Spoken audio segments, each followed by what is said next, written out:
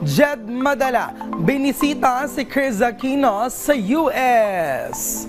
Mula sa kanyang recent trip sa Estados Unidos, naglaan ng oras si Jed upang mabisita si Chris at ang mga anak nito na sina Josh at Bimby sa California, kung saan kasalukuyan nagpapagamot ng Queen of All Media dahil sa kanyang autoimmune diseases. Nagbahagi ng ilang litrato ng kanyang pagbisita ang singer sa kanyang IG account at sinaman niya pa ito ng caption na, quote-unquote, "Finally got to visit Miss Chris, Kuya Josh and Bim.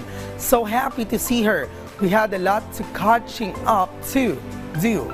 Si Jed ay isa sa celebrity friends ni Chris na una nagpakita sa ng concern sa actress host tungkol sa kalusugan nito at nag-dedicate pa ang singer ng Get Well song para sa kanya noong 2018. Recently lamang din ay nagbigay naman ng update si Chris tungkol sa kanyang kondisyon na kapag maayos na ang naging relasyon ng mga medical test na kailangan niyang pagdaanan ay maaring makauwi siya sa Pilipinas bago magpasko ngayong taon.